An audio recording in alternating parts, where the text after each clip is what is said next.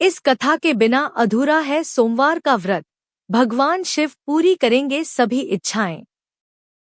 सोमवार के व्रत को लेकर मान्यता है कि इस व्रत को करने से भगवान शिव अपनी भक्तों की मुराद जल्दी पूरी करते हैं। सोमवार का दिन भगवान शिव को समर्पित है, इसलिए इस दिन भगवान शिव की पूजा और व्रत करने का महत्व और ज्यादा बढ़ जाता है। यदि आप सोमवार के व्रत करते हैं तो आपको सोमवार व्रत कथा पढ़ना बेहद जरूरी है, क्योंकि इसके बिना आपका व्रत अधूरा माना जाता है। देवों के देव महादेव बहुत ही भोले माने जाते हैं, इसलिए उनका एक नाम भोलेनाथ भी है। पौराणिक मान्यतानुसार भगवान शंकर को प्रसन्न करने के लिए किसी भी तरह के खास विशेष पूजन की आवश्यकता नहीं होती, क्योंकि कहा जाता है कि वह तो भोले हैं और भक्त की मन से की गई क्षणिक मात्र की भक्ति से ही वह प्रसन्न हो जाते हैं। अगर आप भी शिव की भक्ति और कृपा पाने के लिए सावन के सोमवार का व्रत करते हैं तो इस कथा से भोलेनाथ को प्रसन्न कर सकते हैं। इस कथा के बिना अधूरा है सोमवार का व्रत। भगवान शिव पूरी करेंगे सभी इच्छाएं।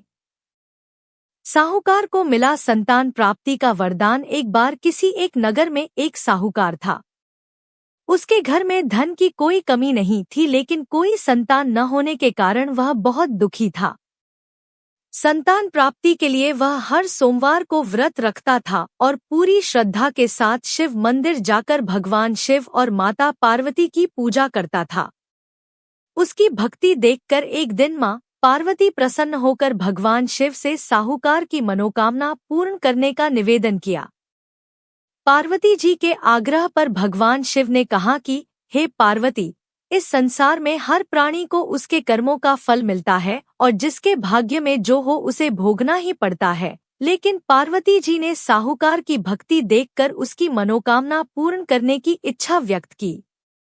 माता पार्वती के आग्रह पर शिवजी ने साहूकार को पुत्र प्राप्ति का वरदान तो दिया, लेकिन उन्होंने बताया कि यह बालक 12 वर्ष तक ही जीवित रहेगा। माता पार्वती और भगवान शिव की बातचीत को साहूकार सुन रहा था, इसलिए उसे ना तो इस बात की खुशी थी और ना ही दुख। वह पहले की भांति शिवजी की पूजा करता रहा। कुछ समय के बाद साहूकार की पत्नी ने एक पुत्र को जन्म दिया। जब वह बालक 11 वर्ष का हुआ तो उसे पढ़ने के लिए काशी भेज दिया गया।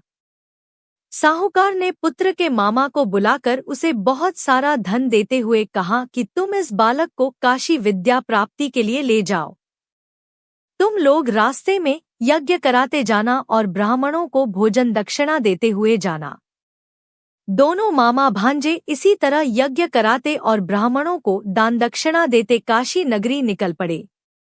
इस दौरान रात में एक नगर पड़ा जहां नगर के राजा की कन्या का विवाह था, लेकिन जिस राजकुमार से उसका विवाह होने वाला था वह एक आंख से काना था। राजकुमार के पिता ने अपने पुत्र के काना होने की बात को छुपाने के लिए सोचा क्यों न उसने साहूकार के पुत्र को दूल्हा बनाकर राजकुमारी से विवाह करा दूं। विवाह के बाद इसको धन देकर विदा कर दूंगा और राजकुमारी को अपने नगर ले जाऊंगा। लड़के को दूल्हे के वस्त्र पहनाकर राजकुमारी से विवाह करा दिया गया। साहूकार का पुत्र ईमानदार था। उसे यह बात सही नहीं लगी, इसलिए उसने अवसर पाकर राजकुमारी के दुपट्टे पर लिखा कि तुम्हारा विवाह तो मेरे साथ हुआ है, लेकिन जिस राजकुमार के संग तुम्हें भेजा जाएगा वह एक आंख से काना है। मैं तो काशी पढ़ने जा रहा हूँ। जब राजकुमारी ने चुन्नी पर लिखी बातें पढ़ी तो उसने अपने माता पिता को यह बात बताई। राजा ने अपनी पुत्री को विदा नहीं किया, फिर बारात वापस चली गई। दूसरी ओर साहूकार का लड़का और उसका मामा काशी पहुंचे और वहां जाकर उन्होंने यज्ञ किया। जिस दिन लड़का 12 साल का हुआ उस दिन भी यज्ञ का आयोजन था। लड़के ने अपने मामा से कहा कि मेरी तबीयत कुछ ठीक नहीं है। मामा ने कहा कि तुम अंदर जाकर आराम कर लो। शिवजी के वरदानुसार कुछ ही देर में उस बालक के प्राण निकल गए। मृत भांजे को देख उसके मामा ने विलाप करना शुरू किया। संयोगवश उसी समय शिवजी और माता पार्वती उधर से जा रहे थे। पार्वती माता ने भोलेनाथ से कहा, स्वामी, मुझे इसके रोने के स्वर सहन नहीं हो रहा, आप इस व्यक्ति के कष्ट को अवश्य दूर करें। जब शिवजी मृत बालक के समीप गए तो वह बोले कि यह उसी साहूकार का पुत्र है जिसे मैंने 12 वर्ष की आयु का वरदान दिया था।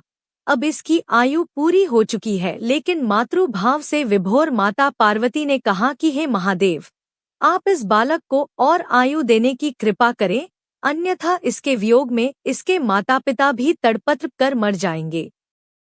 माता पार्वती के पुण्य आग्रह पर भगवान शिव ने उस लड़के को जीवित होने का वरदान दिया। शिवजी की कृपा से वह लड़का जीवित हो गया। शिक्षा पूरी करके लड़का मामा के साथ अपने नगर की ओर वापस चल दिया। दोनों चलते हुए उसी नगर में पहुंचे जहां उसका विवाह हुआ था। उस नगर में भी उन्होंने यज्ञ का आयोजन किया। उस लड़के के ससुर ने उसे पहचान लिया और महल में ले जाकर उसकी खातिरदारी की और अपनी पुत्री को विदा किया। इधर साहूकार और उसकी पत्नी भूखे प्यासे रहकर बेटे की प्रतीक्षा कर रहे थे। उन्होंने प्रण कर रखा था कि यदि उन्हें अपने बेटे की मृत्यु का समाचार मिला तो वह भी प्राण त्याग देंगे, परंतु अपने बेटे के जीवित होने का समाचार पाकर वह बेहद प्रसन्न हुए। उसी रात भगवान शिव ने साहूकार के स्वप्न में आकर कहा, हे श्रेष्ठी, मैंने तेरे सोमवार के व्रत करने और व्रत कथा सुनने से प्रसन्न होकर तेरे पुत्र को लंबी आयु प्रदान की है। इसी प्रकार जो कोई सोमवार व्रत करता है या कथा सुनता और पढ़ता है उसके सभी दुख दूर होते हैं और सभी मनोकामनाएं पूर्ण होती हैं।